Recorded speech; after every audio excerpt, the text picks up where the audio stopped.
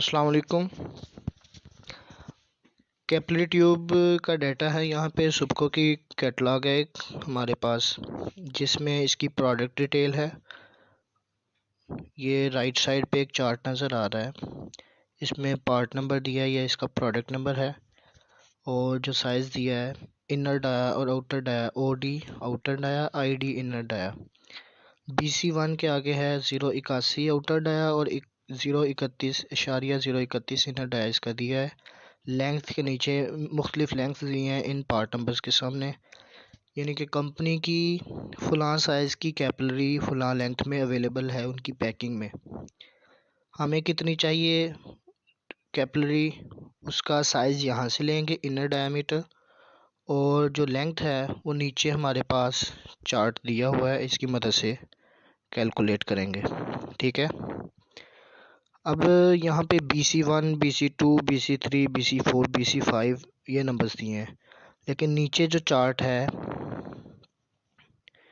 यहाँ पे #5 BC5 के लिए, #1 BC1 के लिए, #2 BC2 के लिए, #3 BC3 के लिए और #4 BC4 के लिए यूज़ किया गया है। तो नंबर 5 नंबर 1 इस तरह से मैं इसको यूज़ करूँगा। नंबर 5 का मतलब हुआ BC5, यानी इनर डाया 028 है इसका। तो लेंथ कितनी है इस चार्ट की मदद से मालूम करेंगे। इस चार्ट में क्या क्या दिया हमें, लेफ़्ट साइड पे जो कॉलम है इसमें रेफ्रिजरेंट दी हुई है, उसके साथ वाले कॉलम में HP में रेफ्रिजरेशन कैपेसिटी या एयर कंडीशनिंग कैपेसिटी यूनिट की, और आगे -10 लो टेम्परेचर एप्लीकेशन है।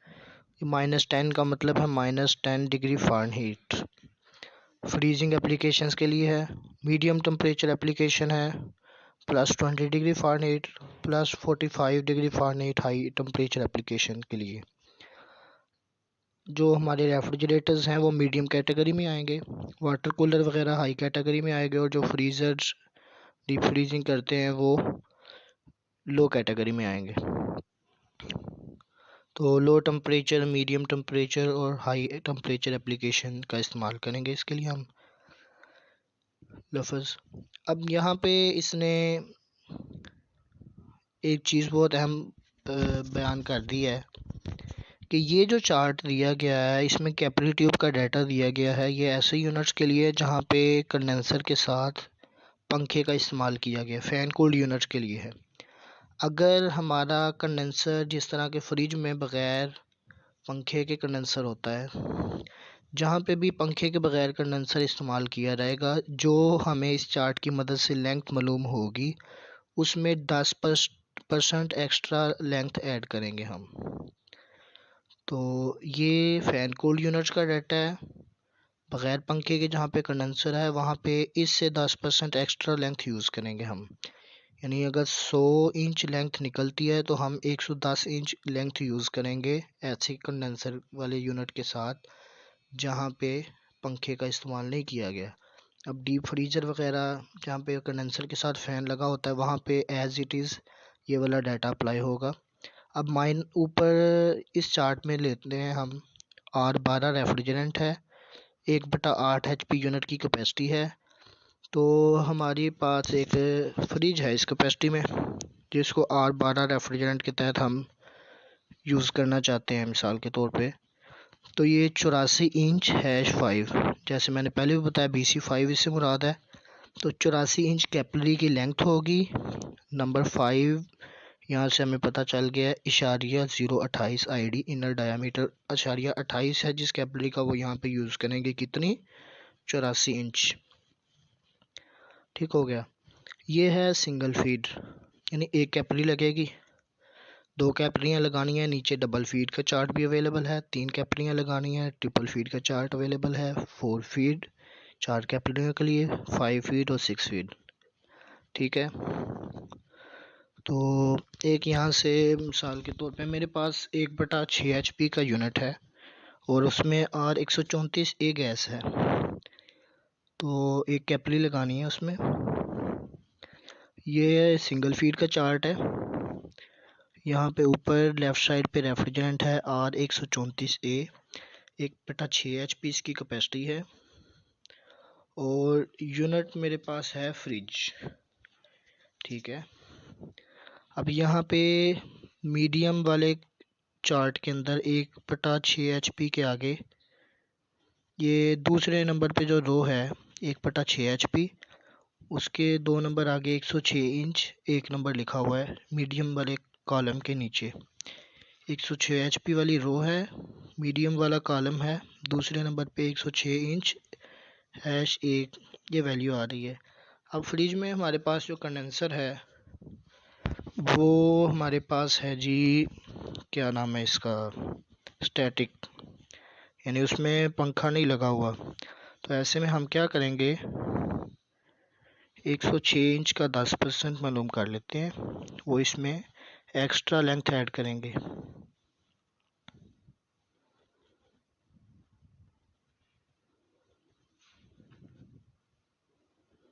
दस अशारिया 106 में 10.6 हम एक्स्ट्रा ऐड करेंगे, यानी 116.6, 117 इंच तकरीबन हम ऐड करेंगे इसमें।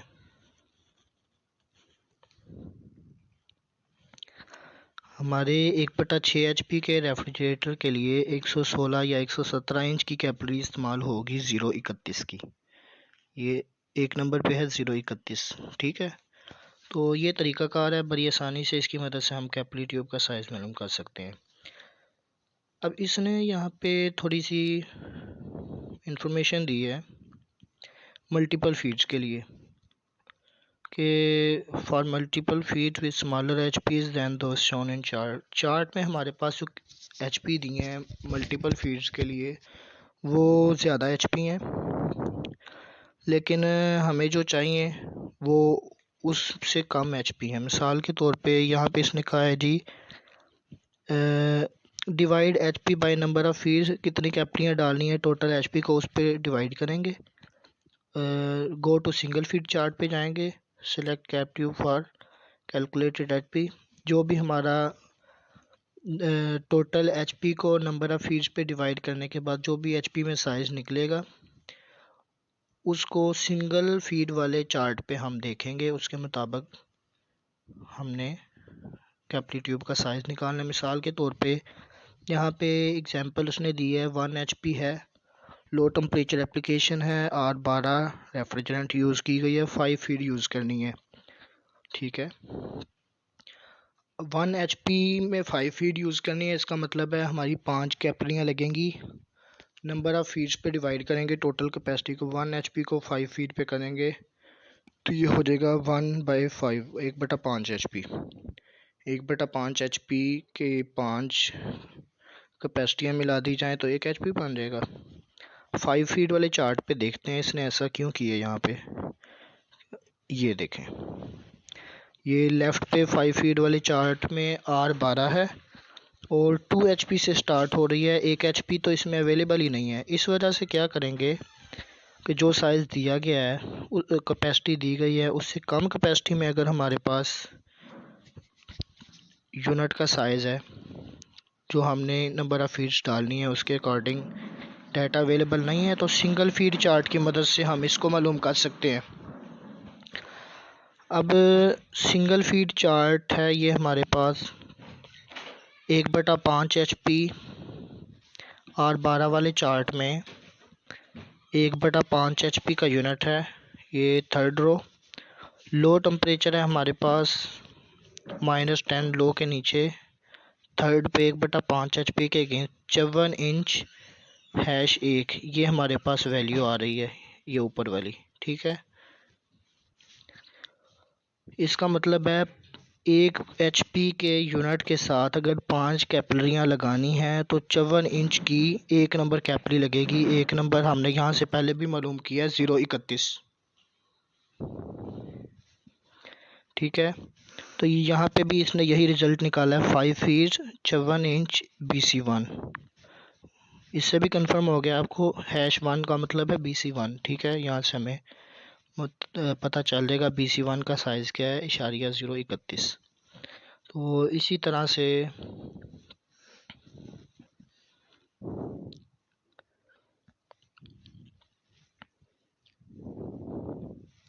हम R134A के लिए यूज़ करेंगे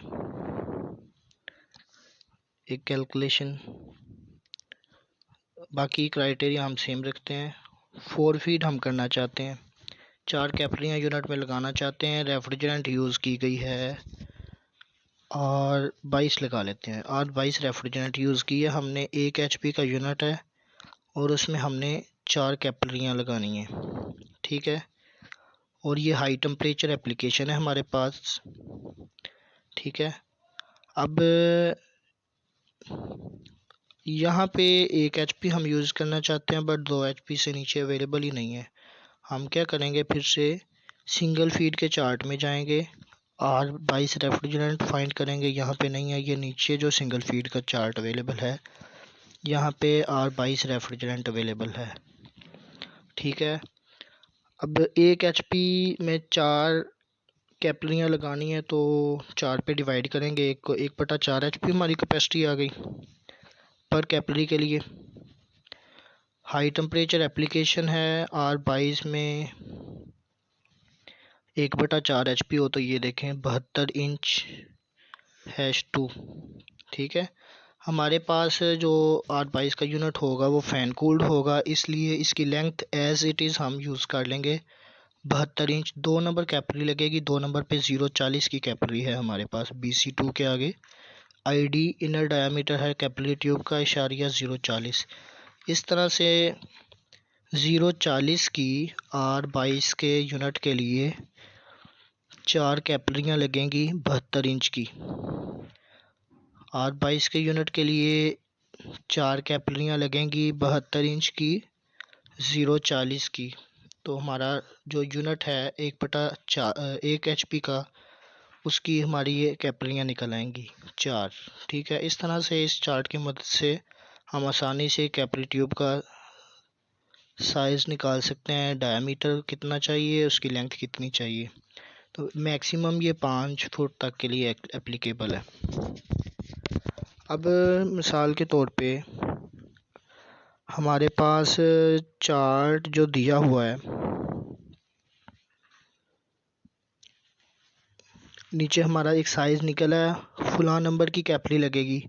मार्केट में हमें वो कैपिलरी अवेलेबल ही नहीं है, तो ऐसे में हम क्या कर सकते हैं, ऐसी सूरत में हमें कन्वर्जन चार्ट का यूज़ करना होगा।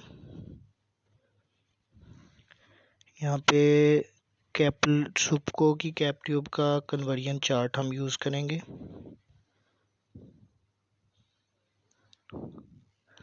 इसने तरीकाकार भी यहाँ पे दिया हुआ है।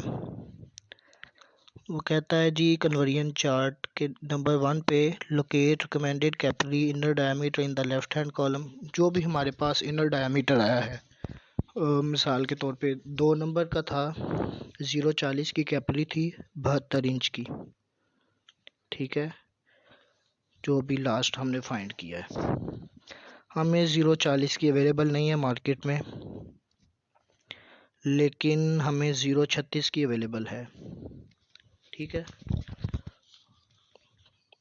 044 की भी अवेलेबल है, 042 की भी अवेलेबल है। हम देखेंगे अगर उनमें से कोई यूज़ करते हैं तो कितनी लेंथ यूज़ करनी पड़ेगी, क्योंकि कैपिलरी का साइज़ अगर डायामीटर कम कर देंगे तो प्रेशर ज़्यादा ड्रॉप होगा, डायामीटर ज़्यादा कर देंगे तो रेफ्रिजरेंट का फ्लो ज़्यादा हो जाएगा। इसी तरह लेंथ कम करेंगे कैपिलरी की तो भी फ़्लो ज़्यादा हो जाएगा, और लेंथ ज़्यादा कर देंगे कैपिलरी की तो फ़्लो बहुत ज़्यादा ड्रॉप हो जाएगा। ऐसे में इस कन्वर्जन चार्ट का इस्तेमाल करेंगे। ये सुपको का कन्वर्जन चार्ट है। वो कहता है जी लेफ़्ट साइड से आपने जो भी आपका साइज़ निकला है कैपिलरी ट्यूब का वो देखना है। हमारा 040 था, 040 के आगे ये देखते हैं /0 0.551 1.000 ऊपर कुछ ना कुछ कैपिलरी का साइज़ है इसके, ठीक है। तो ये कन्वर्जन फैक्टर जो है इसको लेंथ के साथ नंबर 3 पे कह रहा है multiply recommended length bye conversion factor. ये कन्वर्जन फैक्टर जो हमें येलो कलर में वैल्यू मिल रही है, इस वैल्यू का हम यूज़ कर सकते हैं। और ये कन्वर्जन फैक्टर जो है इसको लेंथ के साथ मल्टीप्लाई करेंगे तो जो भी लेंथ मिलेगी हमें उसका हम यूज़ कर सकते हैं।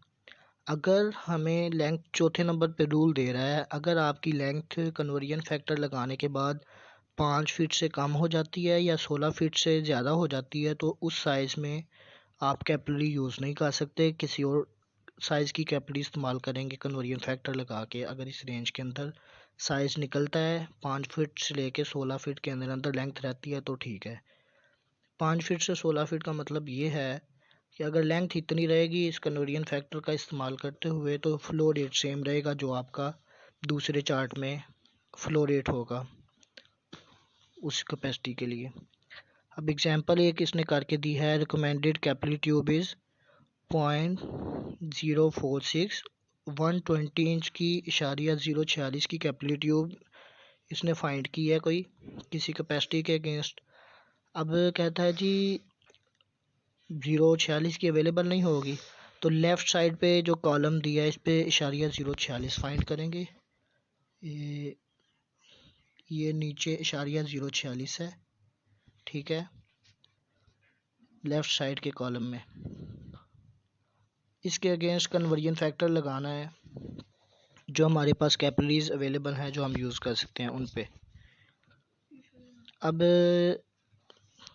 कन्वर्जन फैक्टर देखें तो BC42 जो ऊपर रोज़ हैं, दूसरी रो में BC26 BC28 BC31 BC36 इस तरह से हमें अवेलेबल है। ये 36 31 28 26 40 42 इनका मतलब ये 0.26 0.28 0.31 की कैपिलरी ट्यूब, ठीक है।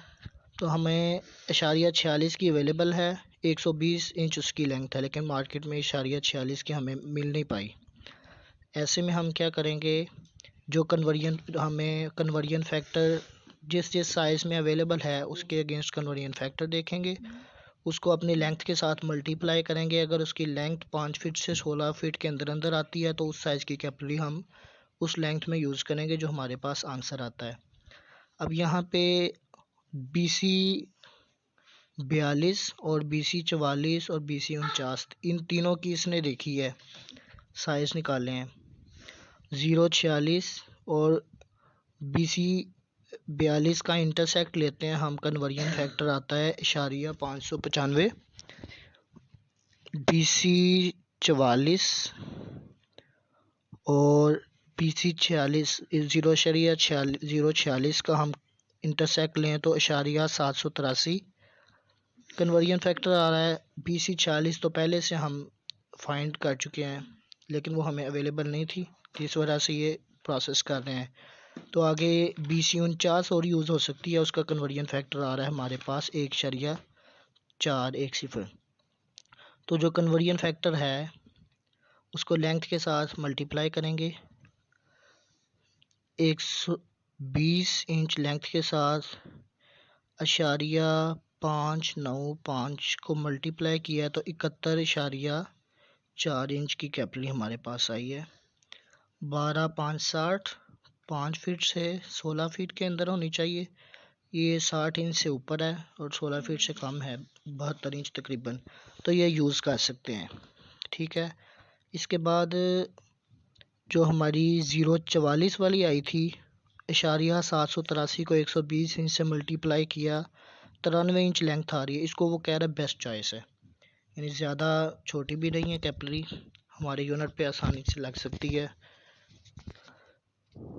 अगर हम इसकी जगह इशारिया 49 का करेंगे यूज़ 0.49 वाली तो वो हमारे पास आ जाएगी 169 इंच, ठीक है। 12 धाया 120 और 12 चौक 48, 14-15 फुट की कैपिलरी ये बन रही है। तो इसकी निस्बत वो प्रेफर कर रहा है कि 93 इंच वाली यानी BC44 की कैपिलरी यहाँ पे हम यूज़ कर सकते हैं। इस तरह से हम इस चार्ट का यूज़ कर सकते हैं। अगर दूसरे चार्ट से मालूम की हुई वैल्यू जो है उसमें हमें अवेलेबल नहीं है डायामीटर, तो इस चार्ट की मदद से हम लोग उसको कन्वर्ट कर सकते हैं लेंथ को जो भी हमारे पास साइज़ अवेलेबल है उसमें। अगर हमारे पास कैपिलरी ट्यूब का साइज़ मिलीमीटर्स में है तो ये मिलीमीटर्स का नीचे चार्ट दिया हुआ है। तरीकाकार चार्ट यूज़ करने का सेम है जिस तरह से हमने ऊपर किया है। आई होप सारी समझ आ गई होगी। अगर किसी तरह का कोई कन्फ्यूजन हो तो वीडियो को दोबारा देख लें। ओके, अपना ख्याल रखें। अल्लाह हाफिज़।